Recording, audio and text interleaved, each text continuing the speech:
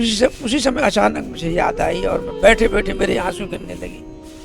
तो संत का 24 घंटे का भजन और उस गृहस्थ का 1 घंटे का भजन बराबर होता है। उन्होंने हाथ मेरे मस्तक पर यूं ही फेरा, ठाकुर जी ने हाथ फेरा, कहा कि अरे सिंगारी जी, चंदन तो तुम्हारा पूरा लगा हुआ है, आप क्यों ऐसी बात करते हैं? ऐसे 2 बार ऐसा हुआ। यदि ज्ञानी हुआ चाहे तो गीता से अर्थ सीख, धनी हुआ चाहे तो धर्म को बढ़ाओ रे, नाचवे को चाहे तो नाच रघुनाथ जी के सामने, आववे को चाहे तो राम शरण। सभी भक्तों को मेरी राधे राधे। मैं प्रिया शरण पारासर स्वागत करता हूं आपके अपने चैनल संत महिमा में।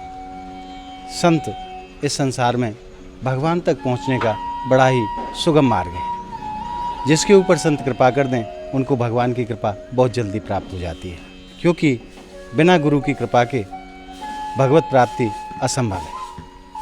आज ब्रजमंडल में एक ऐसे संत पधारे हैं जो चित्रकूट धाम से आए हैं। कैसा उनको जीवन है और कैसे उन्होंने बैराग धारण करे, आइए आपको दर्शन कराते हैं चित्रकूट के उन महान संत के।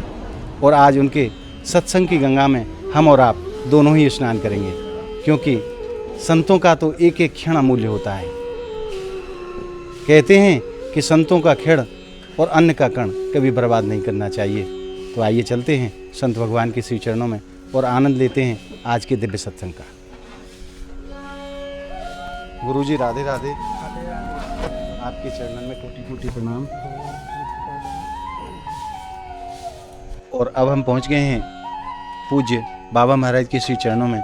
बाबा महाराज बैठे हैं श्री हनुमत लाल जी के चरणों में, क्योंकि भक्ति की चरम सीमा है हनुमत लाल जी, और ये संत भी भक्ति का ही स्वरूप हैं। आज हमारा बड़ा सौभाग्य है जो ऐसे महापुरुषों का सानिध्य हमें प्राप्त हुआ, सत्संग प्राप्त हुआ। तो आइए पूज्य महाराज जी से जानते हैं उनके दिव्य जीवन के विषय में, और किस प्रकार से जीव का कल्याण हो, इस पर भी महाराज जी से चर्चा होगी। तो आइए आनंद लेते हैं पूज्य बाबा महाराज के दिव्य सत्संग का। गुरुजी राधे राधे। राधे राधे राधे राधे। गुरु सर्वप्रथम तो आप अपनो परिचय दो। अच्छा। आप कहाँ से पधारे हैं, आपको श्री नाम कहा है? हाँ, मेरा प्रथम गुरु स्थान तो श्री चित्रकूट धाम है, और हमारे श्री गुरु जी महाराज श्री श्री 1008 श्री गुरु प्रेम पुजारी दास जी के हम कृपा पात्र हैं जी। और रामतानाथ जी का प्रथम मुखार बिंद जहाँ से परिक्रमा प्रारंभ होती है वहीं पर अपना स्थान है। और वैसे एक नया श्री हनुमंतलाल जी का स्थान छतरपुर जिला में बनवाया है, जहाँ आपने सुना होगा बागेश्वर धाम जी। बागेश्वर धाम के पास में एक नर्सरी है सरकारी जी, वहाँ पर भी हनुमान जी का एक स्थान है। मैं वहीं से आया हूँ आपके ब्रजमंडल में दर्शन हेतु। महाराज जी, मैं आपसे निवेदन करूं कि हमारी बिना श्री जी की कृपा के कोई ब्रज में नहीं आता। हाँ। तो आपके ऊपर लाडली जी की कैसे कृपा भई, आप कैसे ब्रजमंडल पधारे? हाँ, बहुत बढ़िया आपने पूछा। ये तो बात वास्तविक है कि बिना श्री जी की कृपा से ना तो कोई ब्रज में आ सकता, और आना तो दूर है, यहाँ तक कि याद ही नहीं आएगी। यदि उनकी कृपा नहीं होगी तो कितना भी, क्योंकि यह गुण साधन तो नहीं हुई, ये साधना का विषय नहीं है, ये तो कृपा का विषय है। यह गुण साधन तो नहीं हुई, उनकी कृपा पाओ कोई कोई, जिस पर वो कृपा कर देती हैं वो उसको साधन नहीं करना पड़ता, उसको कुछ नहीं करना पड़ता, उनको कृपा भर कर दे। यदि कृपा नहीं करेंगी तो आप जीवन पर्यंत आप माला जपते जपते जीवन निकल जाएगा, लेकिन कुछ नहीं हो सकता। तो उनकी कृपा, क्योंकि खड़े श्री महाराज हैं, मेरे छोटे गुरु भाई हैं, तो यहाँ रहते रहे। उन्होंने कहा कि आप ब्रज आइए, एक बार श्री जी का दर्शन करिए। मैं बहुत 2-4 साल ऐसा कहते कहते निकल गए, लेकिन मैं देखो 2-4 साल नहीं आ सका। लेकिन जिस दिन उनकी कृपा हुई, मैं अपने स्थान पर बैठे हुए और सुंदरकांड का पाठ कर रहा था। उसी समय अचानक मुझे याद आई और बैठे बैठे मेरे आंसू गिरने लगे। ये हे राधा रानी, सब पर कृपा करती हो और मेरे ऊपर कृपा नहीं करती कि मैं भी आपके चरणों का दर्शन करूं। फिर मेरी इच्छा हुई दूसरे दिन फिर हुई। फिर मैंने गुरु भाई से फ़ोन किया, मैंने कहा कि मैं आना चाहता हूँ। कहा बिल्कुल बिल्कुल सहरसा आइए। और फिर कोई टाइम नहीं लगा, ना कोई विघ्न पड़े, बिल्कुल एकदम सवेरे में वहाँ से शाम की गाड़ी में बैठा और यहाँ आया। और आते ही श्री जी के चरणों में पहले दर्शन करने गया, फिर वहाँ किशोरी जी के दर्शन करके और फिर अपनी अर्जी लगाए कि हे किशोरी जी, हे राधा रानी, मुझ पर कृपा कर दो कि मैं भी ब्रज में ही वास करूं। मुझे यहाँ से फिर जाने की इच्छा नहीं हुई। धन्यवाद। और मैं आज भी जब भी आता हूँ, अब तो वैसा है कि जब ही इच्छा हुई, जब ही कृपा करती है इच्छा हुई, तो उसी दिन मैं वहाँ से चल देता हूँ और किशोरी जी का दर्शन उनकी बाबा है सके कि इच्छा ही जब होती हो, जब लाडली जी की इच्छा होती हो आपको बुलावे की, बिल्कुल बिल्कुल तभी आपके मन में आवे की इच्छा हो, क्योंकि वहाँ से लाडली जी कृपा कर रही हैं। बिल्कुल जब उनकी कृपा होगी, इच्छा तो मेरी, क्योंकि मेरी इच्छा भी होती है, मेरी इच्छा होती है, लेकिन मेरी इच्छा कहाँ चलेगी जब उनकी इच्छा होगी कि आ जा। भाई हम क्या बड़े बड़े संत चाहते हैं कि हम भक्ति करें, भक्ति के मार्ग में जाएं और हम अच्छे संत माने जाएं, हम अच्छा कर्म करें, लेकिन जब तक प्रभु की कृपा नहीं होती, किशोरी जी की कृपा नहीं होती, तो ना वो अच्छा बन सकता, ना अच्छा काम कर सकता, कुछ भी कर ही नहीं सकता। है ये कृपा तो किशोरी जी की, लाली जी की कृपा है। जब लाडली कृपा करती हैं और जिस पर लाडली जी की कृपा हो जाती है, उसको संसार की पूरी कृपाओं के साथ ठाकुर जी तो पीछे पीछे चलते हैं किशोरी। बिल्कुल। जब किशोरी जी की कृपा होती है तो ठाकुर जी उसके पीछे पीछे चलते हैं। और दूसरी बात और है कि भक्ति स्वरूपा किशोरी जी है, तो जहां भक्ति होगी वहां तो ठाकुर जी पीछे रहेंगे ही, आगे तो भक्ति से भक्ति ही रहेगी। और बिना भक्त के ना तो ठाकुर जी ही आएंगे, और अन्य देवताओं की तो कोई बात ही नहीं है, कोई बात माननी ही नहीं है किसी देवताओं की। तो जिस पर किशोरी जी की कृपा हो जाती है, उस पर संसार में सबकी कृपा हो गई। और दूसरी बात और है, किशोरी जी कृपा कब करती हैं, जब भक्त उनकी याद में विह्वल हो जाता है। और ऐसा नहीं, वो अपने को भूल जाता है कि मैं कौन हूँ। और जब किशोरी जी की इतनी याद आती है कि लगता है कि मैं उनके बिना एक पल नहीं रह सकता, मेरा जीवन ही बेकार है उनकी कृपा के बिना, तो किशोरी जी को परवश उस भक्त पर कृपा करनी पड़ती है। ऐसी कितनी कथाएं हैं, ऐसी कितनी कथाएं ब्रज में हैं और ब्रज में मंडल में है कि जिस पर किशोरी जी की कृपा हुई है, वो उनके नाम आज भी अमर हो गए। और साधक जीवन भर माला टारते और सब कुछ करता रहे, लेकिन जब तक उनकी कृपा नहीं होगी तब तक उसका सब कुछ जीवन बेकार है, भटकता रहे संसार में। भ्रमण करने वाले कितने संत भ्रमण कर रहे हैं, बद्रीनाथ, केदारनाथ, द्वारकापुरी, सभी जगह भाग रहे हैं। लेकिन यदि वो एक जगह बैठ करके और एक ही जगह बैठ करके और एक ही का ध्यान करें, तो जितने भी तीर्थ हैं, जितने भी देवता हैं, सब उस पर कृपा उसकी बरस जाएगी। लेकिन भ्रम में पड़ करके संत लोग भी बेचारे क्या करें, भ्रम में भटक रहे हैं। अब मैं तो उन संतों से यही कहता हूँ कि हे संत भगवान, आप ऐसा करो कि आप इतना ना भटक करके आप एक काम करो कि आप ब्रजमंडल में कहीं भी बैठ करके आप तो राधे राधे कहो, जिससे तुम्हारा कल्याण हो जाएगा। कुछ सार नहीं है, कोई सार नहीं है, वेद में सार नहीं, वेदांत भाई यही तो भगवान कृष्ण ने उद्धव जी को भेजा तो ज्ञान का पोथन्ना लेकर पहुंचे, अपना पान करके पोटरा समझाने लगे। जब गोपिकाओं ने कहा कि अरे उद्धव, आप तो कितनी गलती कर रहे हो, सबको ब्रह्म में बता रहे हो, ब्रह्म में, सब ब्रह्म है, तो ब्रह्म होकर ब्रह्म को उपदेश देते हो। जब तुम में ब्रह्म है और मुझ में भी ब्रह्म है, तो इतनी बड़ी गलती कर रहे हो।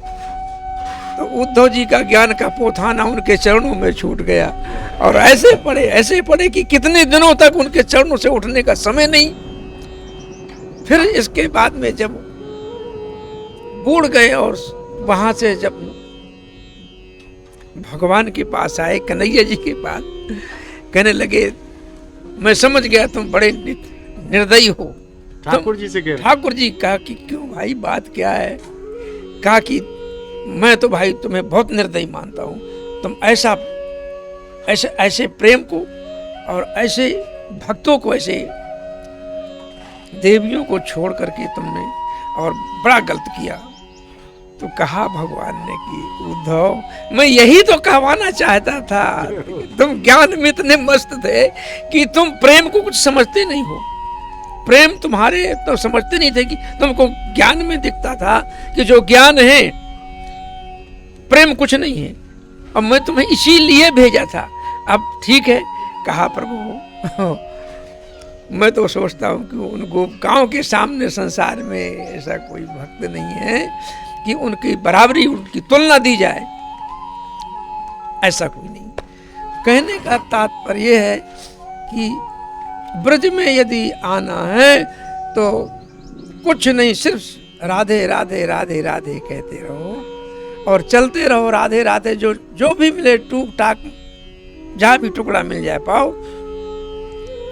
जन्मों की भक्ति हो रही है, जन्मों की भक्ति हो रही है। कई जन्मों के संतों का कितने राधे राधे के कल्याण हो गया और साक्षात भगवान के धाम को गए। श्री जी ने अपने चरणों में लीन कर लिया। तो कहने जीव कैसे श्री जी की कृपा को प्राप्त करे, ग्रस्त में रहकर कैसे स्वामी जी की कृपा को प्राप्त करे। हाँ हाँ हाँ, ठीक, बिल्कुल, बहुत अच्छा आपने प्रश्न किया कि गृहस्थ जीवन में, लेकिन जो आपने कहा बहुत अच्छी बात पहुंची। देखिए, ऐसा है कि गृहस्थ जीवन वेदों में, हमारे उपनिषदों में बताया गया है कि संत से भी बड़ा आश्रम गृहस्थ आश्रम है। जो साधन, जो वैराग, जो ज्ञान, जो योग, जब तब गृहस्थ में कर सकता है, वो भिलग नहीं, इधर उधर नहीं कर सकता। क्यों? क्योंकि इधर उधर चलने से और देश भ्रमण करने से मन में जरूर चंचलता होगी, मन एकाग्र नहीं हो सकता, भटकता रहता है मन, रास्ता चलता है। तो आज केदारनाथ गया तो उसको दूसरे कल सोच रहा है कि बद्रीनाथ जाना है, बद्रीनाथ गया तो मुझे द्वारकापुरी जाना है। इसी प्रकार, और यदि गृहस्थ जीवन में यदि अपने पूरे कार्य करके, अपने गृह कार्य करना, सुबह से प्रातः काल उठ करके अपने पूरे गृह का कार्य करे, गृह कार्य करने के बाद में अपने जो भी अपने बाल गोपाल हैं उनकी भी सेवा करना, गौएं हैं गौएं सेवा करना, अतिथि सेवा करना, आपके जो भी रिश्तेदार हैं, भक्त लोग हैं, साथी प्रेमी हैं, इनसे सबसे मिलते जुलते यदि उसने 1 घंटा का समय निकाल करके और राधा जी की, किशोरी जी के चरणों में ध्यान किया, यदि श्री जी के चरणों में 1 घंटे ही उसने ध्यान किया और मनन किया, चिंतन किया, तो 1 घंटे का भजन संत के 24 घंटे की भजन के बराबर है। गृहस्थ का ये महत्व बताया गया। अरे, मैं एक निवेदन और आपसे करूं, भक्ति मन से होती है कि शरीर से होती है? ऐसा है कि जब तक भक्ति मन से न किया जाए, अब मन तो चंचल है बाबा, मन चंचल है, बस वही तो, यही तो बात अर्जुन ने भगवान कृष्ण से कहा था कि प्रभु आप कहते हैं भक्ति मार्ग बता तो रहे हैं, लेकिन मन इतना चंचल है कि इसको वायु को बांधना ही प्रतीत मालूम पड़ता है कि वायु को बांध लो मन को, लेकिन नहीं, यदि इस मन को ये ना सोचो कि मन हमारा है और हम हमारे हैं। शरीर को मैं मानना सबसे बड़ा ये पाप है। सब पाप उसके पुत्र हैं, ये पाप उसका बाप है। ये शरीर मैं नहीं है। मन की गति बड़ी चंचल है, लेकिन मन भी उनकी कृपा से ही मन बस में होता है। उनकी यदि कृपा हो जाए तो मन का बाप भी बस में हो जाएगा।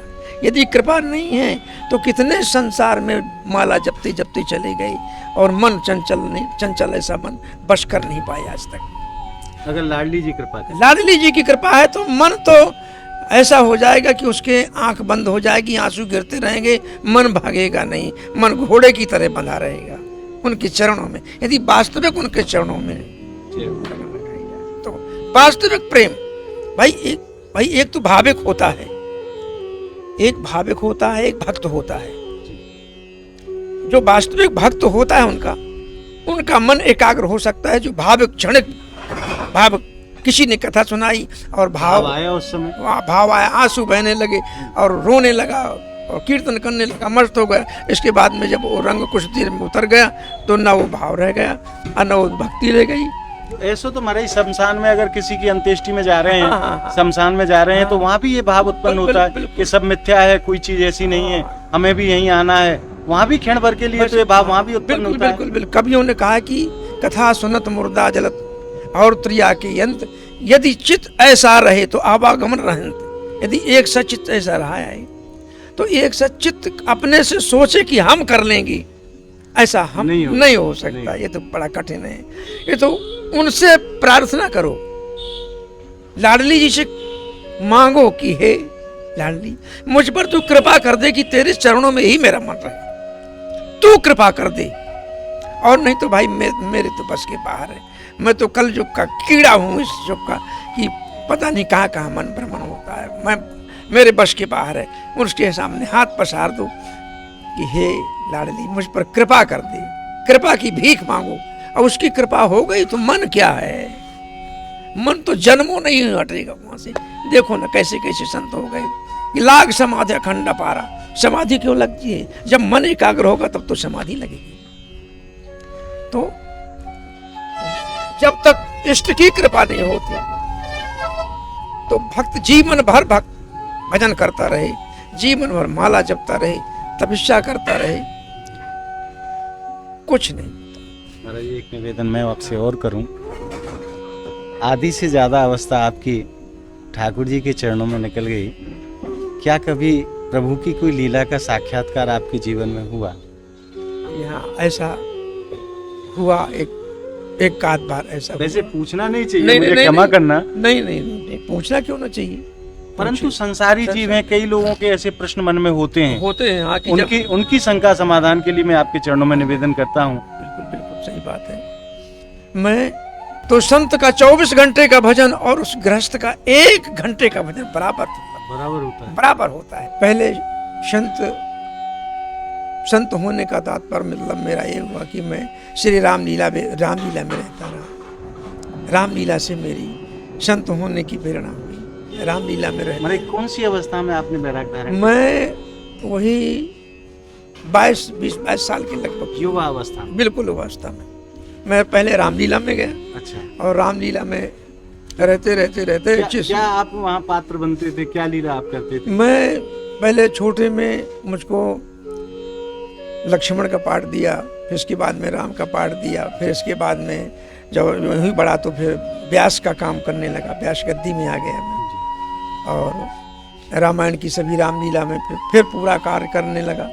अब इसके बाद में जब चित्रकूट में आ गया तो वहाँ से फिर मेरा मन हुआ कि अब यहीं भजन करो, यहीं ठाकुर। वहीं ये भाव जागृत हुआ कि अब संसार की तरफ नहीं जाना। संसार की तरफ नहीं जाना। भगवान का जो भी बनेगा, जो भी जैसा उनकी इच्छा होगी अपने चरणों में रखें। प्रार्थना किया कि प्रभु अब हमें अपने दरबार से अब न टालो, गुलामी का इकरार हमसे लिखा लो। प्रभु मैं गुलाम बनूं तो आपके चरणों का बनूं। अब मुझे संसार की गुलामी मत छोड़ो, आप अपनी गुलामी में अपने गुलामी में दे दो। तो वहां से मैं फिर भगवान की ऐसी कृपा होती रही। और किशोरी जी की कृपा तो मेरे ऊपर थी। क्यों? मैं किशोरी जी का श्रृंगार करता था लीला में जी। तो किशोरी एक दिन की ऐसी घटना हुई कि किशोरी जी का श्रृंगार करके मैंने सिंहासन पर आसीन किया। आसीन करने के बाद में मैंने सिर्फ चंदन लगाया और श्री नहीं लगाई अपने मस्तक पे। हाँ, अपने मस्तक में मैंने चंदन लगाया। चंदन लगाने के बाद श्री लगाना मुझको भूल गया। तो मैं वहाँ संगीत में कार्यक्रम हो रहा था। मैंने जाकर के दर्पण में देखा कि मेरी श्री नहीं लगी, और श्री लगाने के लिए मैं आया तो वहाँ आरती जल गई। मुझे आरती भी करना है। आरती जला करके मैं उधर से आया कि मैंने श्री लगा लूं। तो जो किशोरी जी थी तो कहा, अरे, मुझे श्रृंगारी जी कहते थे। तो कहा, अरे श्रृंगारी जी कहाँ जा रहे हैं? मैंने कहा कि किशोरी जी मैं श्री लगाऊं। कहा, अरे श्री तो लग गई, श्री आपके लगी है ना, आप कैसी बात करते हो? मैंने कहा, नहीं, मैं लगाया नहीं, रखाया हूँ। कहा, नहीं, दर्पण में देखिए। तो जब मैंने दर्पण में देखा तो किशोरी जी हंस रही थी। मेरी बाकायदे श्री लगी थी मस्तक में। पहली बार मैंने देखा। तो मैंने कहा, किशोरी जी तो आपकी कृपा है, मैंने श्री तो लगाया नहीं। कहा, आप श्री लग गई तो लग गई, अब ऐसा है कि आरती करो। हाँ, आरती करो। मैंने आरती किया। ऐसे कई बार ऐसा हुआ। एक बार ठाकुर जी को मैं लेकर के सजा करके अपने कंधों में बिठाल करके आसन में ले जा रहा था। तो श्री राम जी बैठे थे, एक तरफ किशोरी जी को छोटे छोटी मूर्तियां थी, ले गया बैठाया। उन्होंने कहा कि उस दिन भी यही प्रसंग आया कि मैंने कहा कि अब प्रभु आप पधारे, मैं आरती करूंगा, चंदन लगाया। तो उन्होंने हाथ मेरे मस्तक पर ये ही फेरा। ठाकुर जी ने हाथ फेरा, कहा कि अरे श्रृंगारी जी, चंदन तो तुम्हारा पूरा लगा हुआ है, आप क्यों ऐसी बात करते हैं? ऐसे 2 बार ऐसा हुआ। मैंने देखा शीशा मेरे मस्तक में बाकायदे श्री चंदन लगा हुआ था। मैं आपसे निवेदन करूं, भक्तों के साथ ठाकुर जी कैसी लीला करते हैं, उसका जीवंत उदाहरण है पूज्य बाबा महाराज। क्योंकि संत ठाकुर जी के बड़े लाडले होते हैं, बड़े प्रिय होते हैं। मैं उनके समक्ष नृत्य भी करता था और बड़े भाव के साथ मैंने जो भी नृत्य किया अपने जीवन में। तो मेरे गुरु जी कहा करते थे कि बेटा, यदि ज्ञानी हुआ चाहे तो गीता से अर्थ सीख, धनी हुआ चाहे तो धर्म को बढ़ाओ रे, नाचवे को चाहे तो नाच रघुनाथ जी के सामने, आववे को चाहे तो राम शरण, भागवे को चाहे तो भाग बुरे कर्मों से, गावे को चाहे तो राम नाम गाओ रे। यदि गाना है तो भगवान के गुण गाओ, भागना है तो थोड़े दुष्कर्मों से भागो, कुसंगत से भागो, और यदि शरण में रहना है तो किशोरी जी की शरण में रहो। और मैं यही जीवन में यही गाया हूं, किशोरी मुहे शरण आपने ली। क्योंकि जिस पर किशोरी जी की कृपा हो जाती है तो ठाकुर जी की कृपा होने में कोई दिन नहीं। क्योंकि जास अंश उपजह गुण खानी, अगणित लक्ष्य उमा ब्रह्माणी। जिनकी कृपा मात्र से अगणित लक्ष्य उमा ब्रह्मा विष्णु कितने जिनकी दृष्टि मात्र से ही प्रकट होते हैं, ऐसी किशोरी जी के चरणों में जिसका प्रेम और भाव, उसको फिर पूछना क्या है, उसकी भक्ति क्या है। जिसको अपना मान ले उसको संसार में किसी चीज की इच्छा हो ही नहीं सकती, ना किसी चीज की इच्छा रह जाती। और